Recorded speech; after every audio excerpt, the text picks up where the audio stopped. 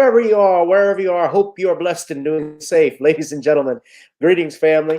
Of course, I'm tuning in. You see me without the glasses off today, but if you're looking for some opportunities, particular advertisement opportunities, then look no further at the link at the bottom to my email address. You can hit me up for advertisement opportunities. We are supporting and promoting your businesses here on this channel. You can also, if you would like to donate and subscribe to our Patreon, a link is at the bottom as well.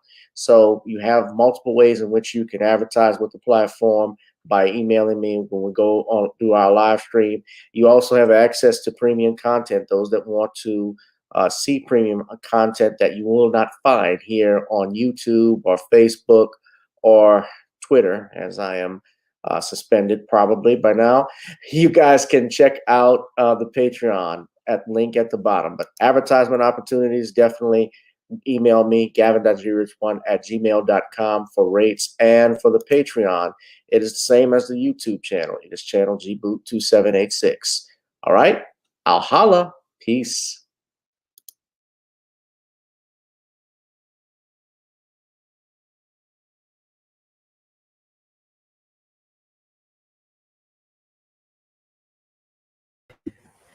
So they say, we sorry. Governor Gavin Newsom signed a bill sponsored by the California Legislative Black Caucus, including a formal bipartisan apology for the state's role in slavery. As requested by AB 3089, which passed the legislature with bipartisan and unanimous support, the governor signed an accompanying formal apology for California's historic role in the perpetuation of slavery and its enduring legacy. Now, he signed this bill that was put forward by Chair Wilson and members of the Congressional Black Caucus, referring to the Legislative Black Caucus out in California. Ladies and gentlemen, now, he released a statement. This is Gavin Newsom's statement. As we confront the lasting legacy of slavery, I'm profoundly grateful for the efforts put forward by Chair Wilson and the members of the California Legislative Black Caucus. The state of California accepts responsibility for the role we played in promoting, facilitating, and permitting the institution of slavery, as well as its enduring legacy of persistent racial disparities. Building on decades of work, California is now taking another important step forward in recognizing the grave injustices of the past and making amends for the harms caused.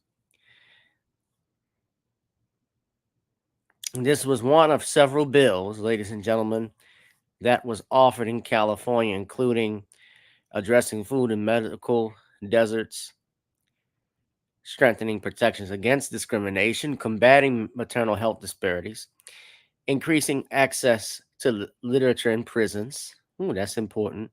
Addressing employment discrimination, preschool access, and college and career financial aid. Oh, that sounds nice. As well as these other following measures that were signed into law. So this is everything that was signed in place. So I ask you all, especially there, do you accept Governor Newsom and the state of California's apology? Now, that's very nice when someone wants to apologize. It means they're admitting a mistake. However, for those of you who, I don't know if anybody here is religious or so forth, but in the Catholic Church, I grew up Catholic. When they go to confession, there's also something called a penance. That's a part of that confession. And a penance means to do something to make an atonement for your sins. You can say you're sorry, but you just don't say I'm sorry and I move on. And so the governor gives this apology. And the reason I titled today's episode A Half-Assed Apology is because several weeks ago, and even currently, this happened. Hold on.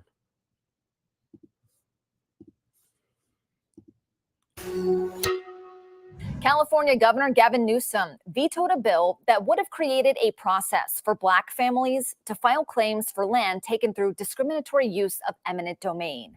The eminent domain bill was inspired by a 2022 case where Los Angeles area officials returned beachfront property to a Black couple a century after its unjust seizure.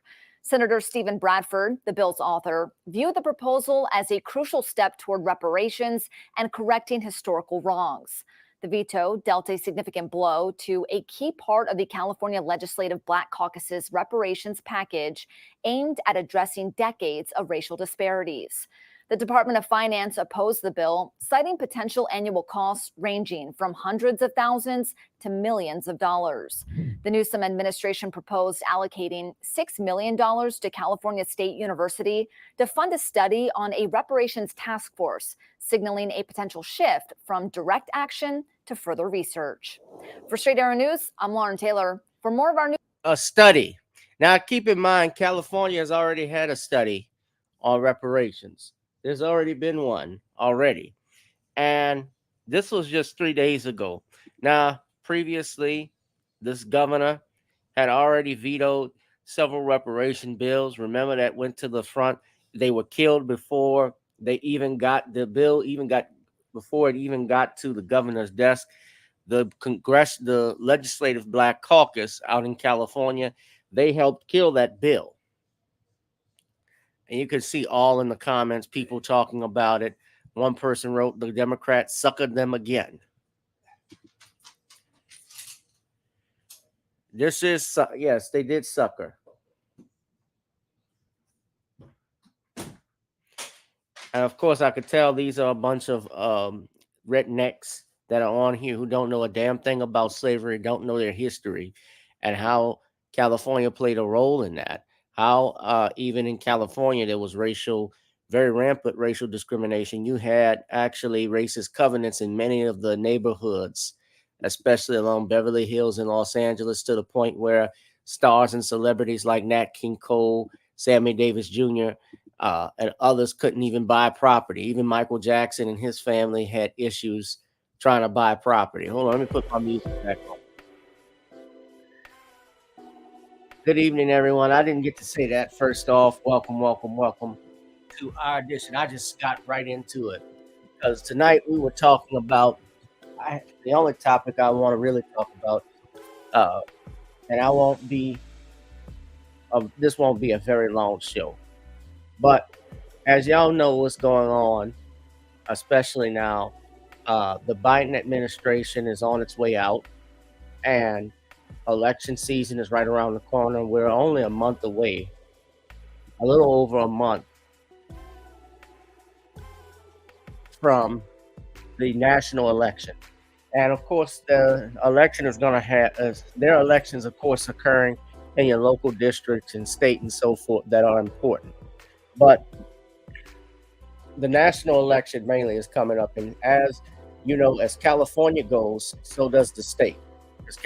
So does the rest of the country, because California is the largest state in the United States with over 36 million people.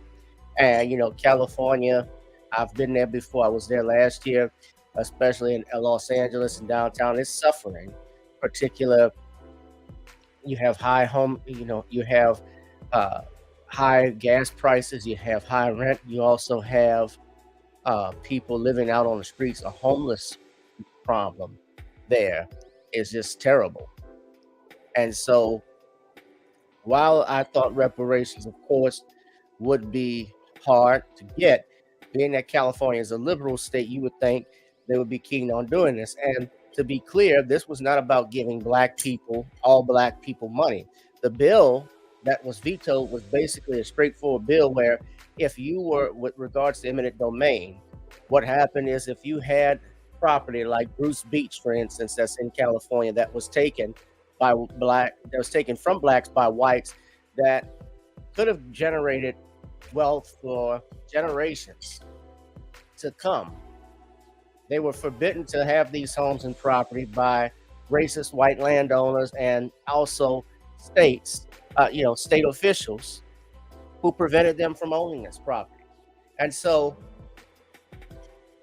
the the bill that was put into place was basically to model what happened to Bruce Beach. Bruce Beach was that example, a perfect example of giving back lineage-based reparations.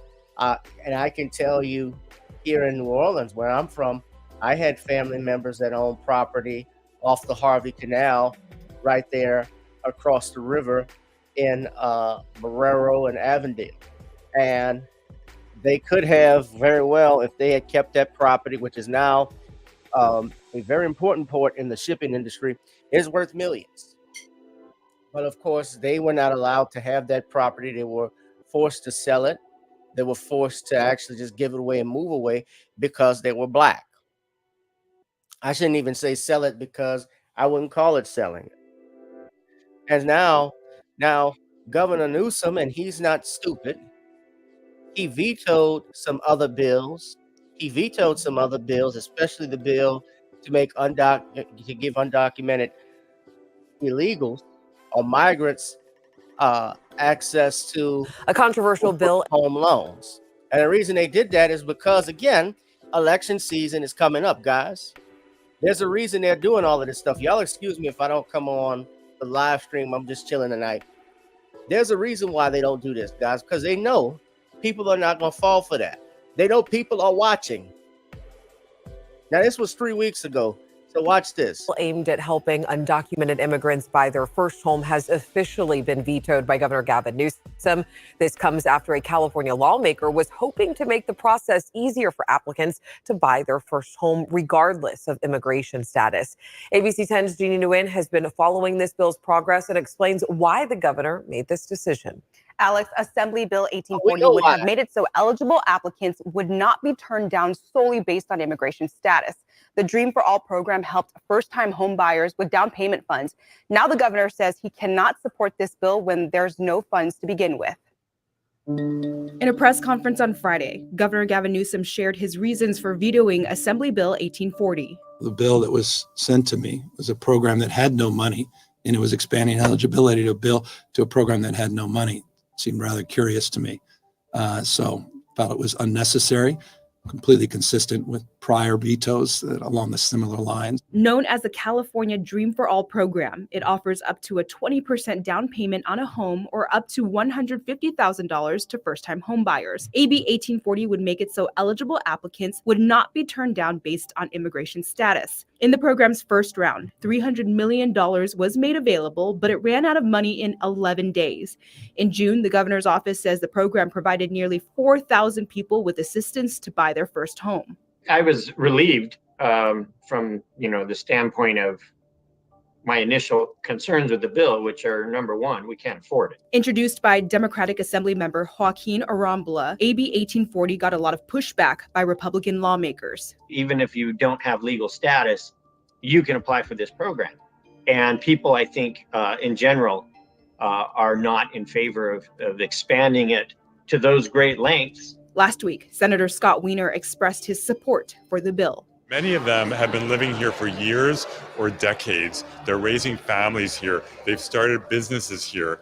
They're working, paying taxes. They're contributing to the community, and we shouldn't demonize them. In a statement, Assemblymember Arambula tells ABC 10, quote, "I'm deeply disappointed that Governor Newsom today vetoed Assembly Bill 1840.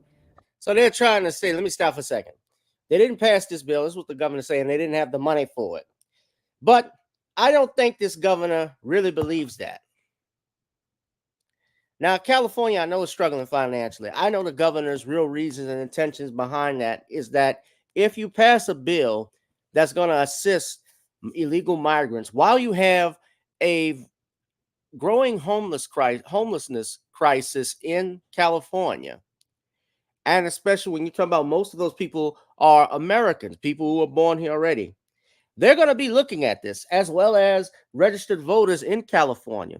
And come November 4th, that Tuesday, when it's Trump versus Harris, don't think for a second there aren't going to be people in California that would turn that state into Rudolph's red nose. California is fairly liberal. I get it. They usually vote blue no matter who. But a lot of people especially blacks across this country, are frustrated with the Democratic Party, and even other groups are frustrated as well. And let's be honest, many Hispanic Americans are going to be voting for Donald Trump. You're going to see Florida is going to stay red. They have the cubanos out there. Texas is going to definitely turn red. I think Georgia is even going to be red. So someone wrote, our brother wrote that he thinks after the elections the bill will pass. It probably will. I think it will after elections. He's going to pass it, but he didn't want to pass it right now because they'll bring that back up. All it takes, a member of the caucus, the California legislature will bring that bill back up. Yeah, the Democrats. So let's finish the video. Hold on. Arambula adds, the veto doesn't change the fact that many people, including undocumented immigrants, dream of owning a home so that generational wealth can be passed to their children. And Jeannie, I have to ask you, do you know the status of this program and will it be reintroduced in the future? Well, Alex, Assemblymember Arambula says he is looking forward to working with the governor on issues that will move our state forward. Now, I also did reach out to the California Housing Finance Agency for additional information on this program, but a spokesperson would not comment on anything regarding this story. Of course, he's not going to comment right now, not till after November 4th. Of course, they're not going to pass that during the elections. We know what's going on. We know the game, guys.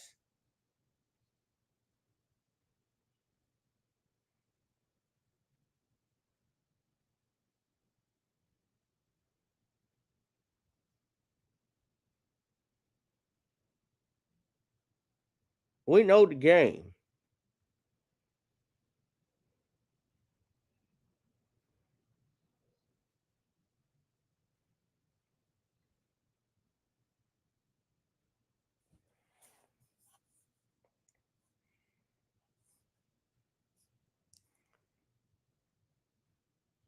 So he vetoed this for a reason. And then you saw what I played earlier, which on Street Arrow News, he vetoed the bill to grant reparations. Now, I've commented on about this before, but if anything, what this shows and what should show to you all is how we should have a lack or should not be giving our votes blindly to the Democratic Party. I come hard on Democrats for a reason. People have brought that up. Why I don't go as hard as the Republicans? It's because the Republicans aren't the ones that are pushing all of the absurdities onto our children. They're not trying to confuse them on genders. They're not trying to push mass illegal migration and affect the black and harm the black community. It's the Democrats that are doing it, and especially when you have a governor like Newsom, who obviously knows what he's doing, who has been a failure out there in California. I don't see anybody can vote for the Democrats this year. Now, they got some, I get in individual elections that matter. You vote on your policies. Like I said, I'm independent. So I go on policy decisions when I vote. I don't do this vote blue no matter who. Who benefits me? What's the role that's going to help me? That's how you should look at it. And you should not let anybody shame you into voting for anyone else. You know, they had an article in the Los Angeles Times. Someone wrote a letter stating that if you vote for Jill Stein as a protest vote, that's a vote for Trump. This is what they do to shame you. Your vote should be your vote, regardless if you don't like it or not. You can think what you want. You can think what you want. If I said, well, so if I could say, if you vote for Kamala, you're supporting China. You support communism. How would you think like that? This is childish. The Black Authority brought this to my attention. I saw this, Los Angeles Times, they want you to pay for their news articles and so forth. But yeah, but this was the title of it. Your protest vote is a vote for Donald Trump. These are letters to the editor.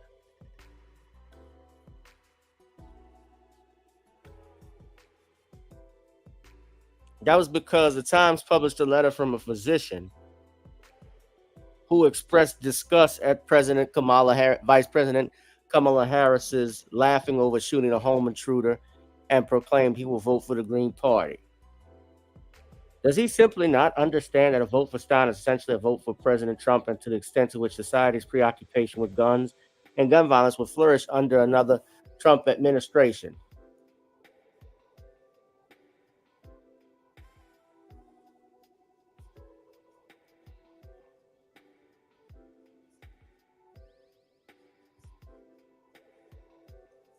In 2016, close to 132,000 people in Wisconsin, Michigan, and Pennsylvania voted for Stein. Hillary Clinton lost those three states, by a combined margin of about 80,000 votes. If those presumed principled and environmentally conscious Stein voters had cast their votes for Clinton, we would have avoided the divisiveness, incompetence, and hatefulness of Trump over these last 8 years. Excuse me.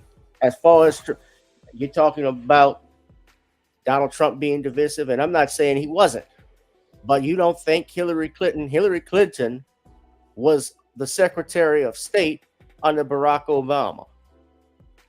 We were at war still under Barack Obama's regime. We didn't pull out of Iraq and Afghanistan. We had help. She was the one leading the troops into Libya, going after Muammar Gaddafi, getting him overturned as the king, as the president in Libya. And from what the Honorable Minister Louis Farrakhan said, he said she's the reason why he was killed.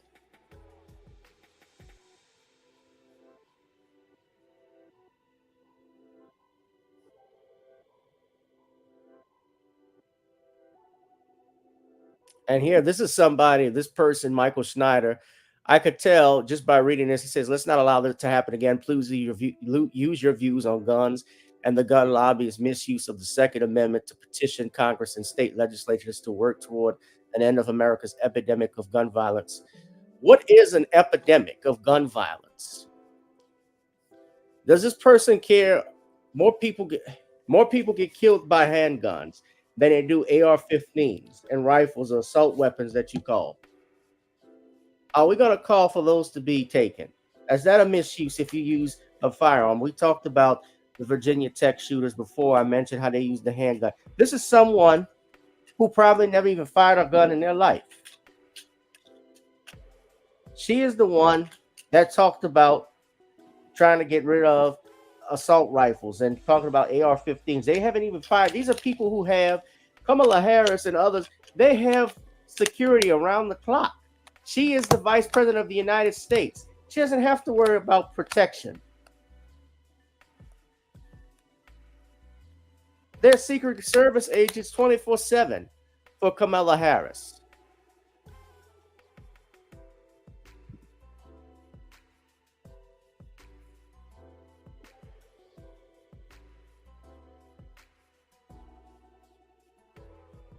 But this is what they want you to vote for. And if you vote against it, well, you just vote for Trump.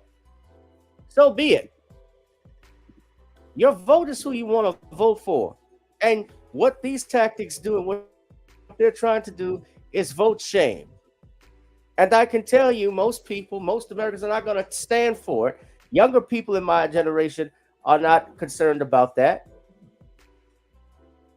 This is vote shaming.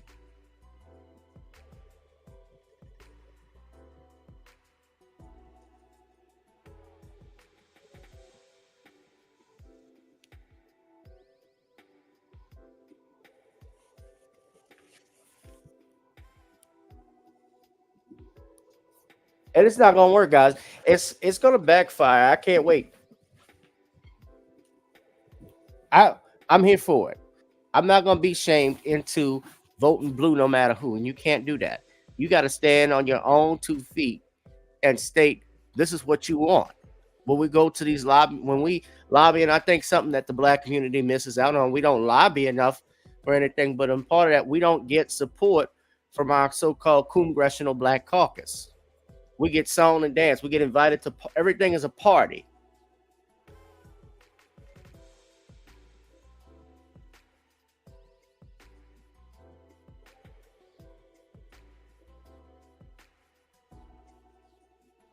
Everything is a party.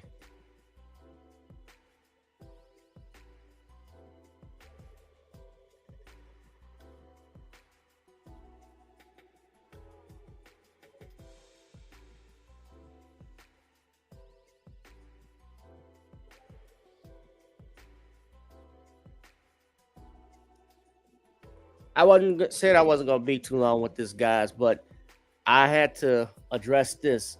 This is getting nuts. I can't really wait until this whole election season, this stuff goes over, because we are seeing people lose their living minds over politicians who none of us will never meet in our lives. Let's be honest.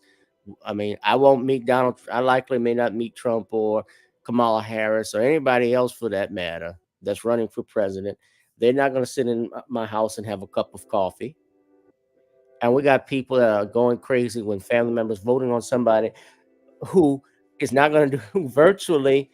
I mean, they don't care about us. I'll be honest with you. They have no affiliations or tied to us. A lot of presidents don't. But we still support, we still vote, and we vote because we want people to do something for us.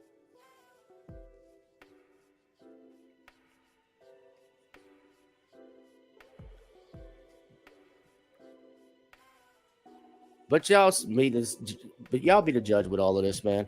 I've looking at this.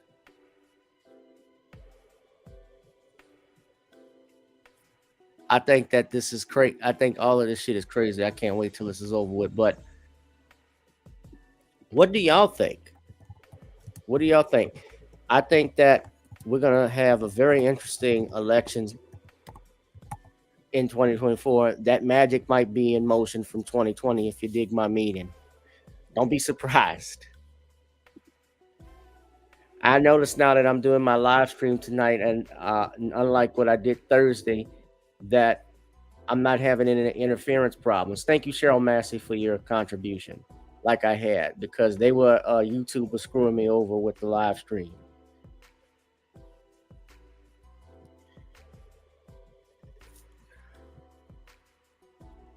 But anyway, y'all, I'm gonna wrap this up. I said it wasn't gonna be a long live stream, but yeah, they got the vice presidential debate coming up on Tuesday. Dana invited me. I'm gonna be on that.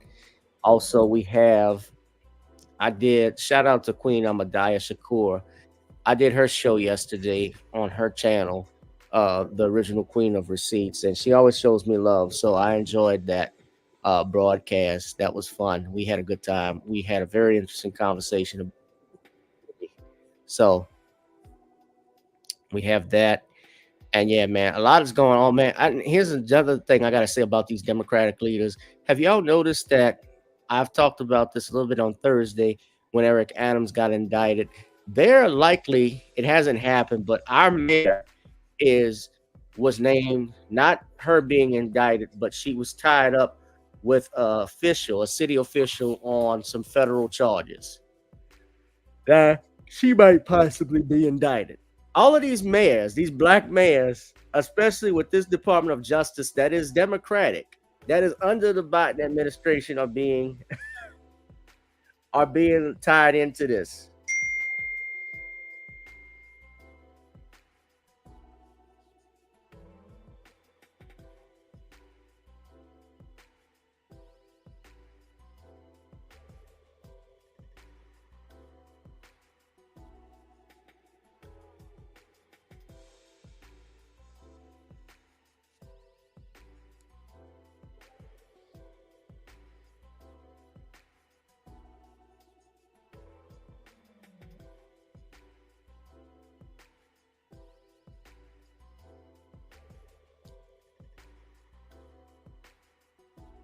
Yeah.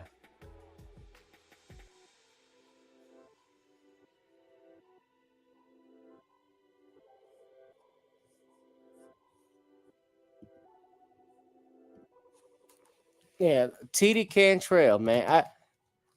I don't know. Biden's going out with a bang.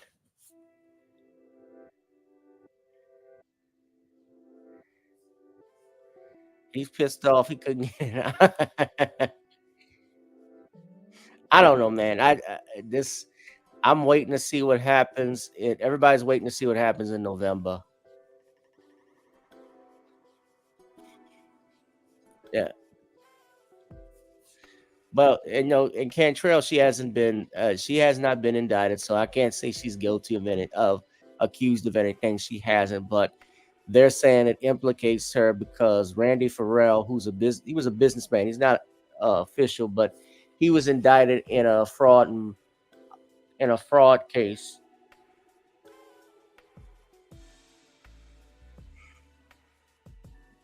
And it implicates Mayor LaToya Cantrell in a conspiracy. This is according to WWL TV.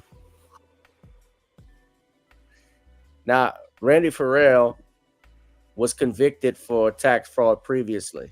It looks like they call him look how they got him here. Look how WWL, I'm not a fan of LaToya Cantrell, but I know when WWL is on some shit. A convicted tax cheat. That's how he phrased it. That's how David Hammer phrased this.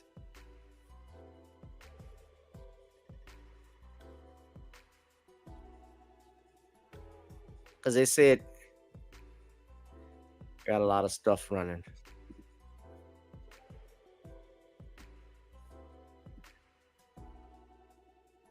They said that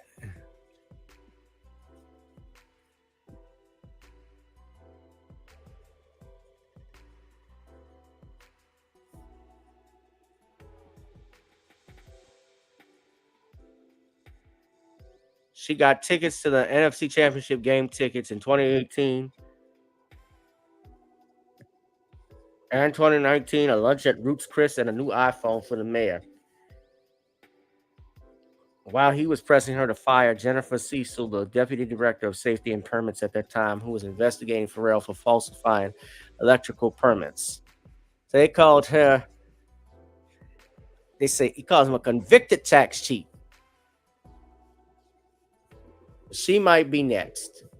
They got Eric Adams. So think of this, the black mayors in major cities that have gotten in trouble over the last, I want to say 10 years. Kwame Kilpatrick out in Detroit.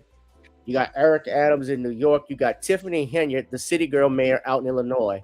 And now you got possibly LaToya Cantrell. It's insane. I don't think any Atlanta mayors been in trouble.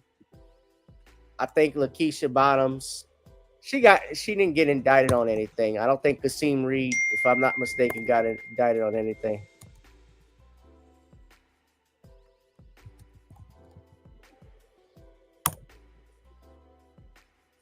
No, Kasim Reed did get indicted. Oh shit, he did. Yeah, Kasim Reed out in Atlanta. Damn,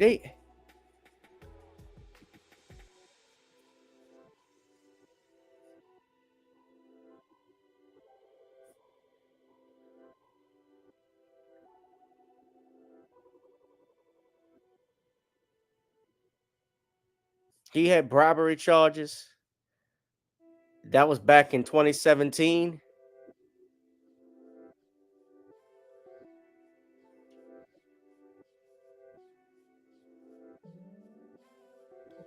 Was he indicted? He was named in the indictment.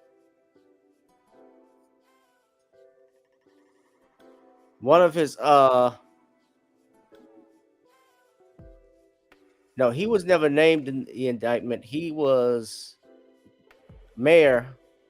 So I'm just looking at it, his staff. But still.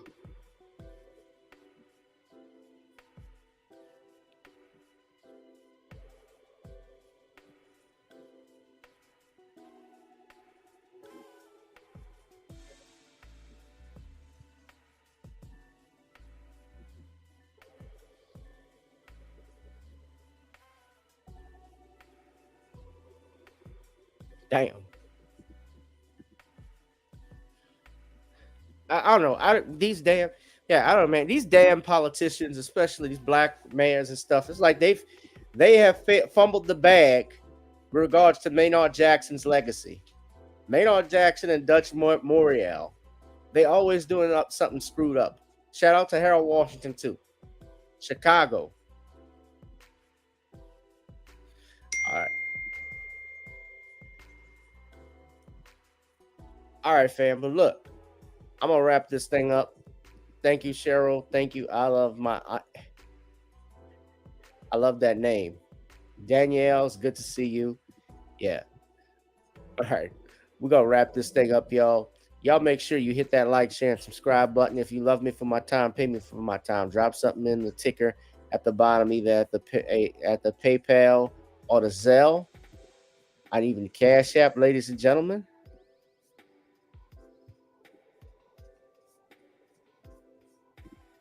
We had an interesting conversation, and I will see you all later. Be one, be blessed, and be safe. I'll holla. Peace.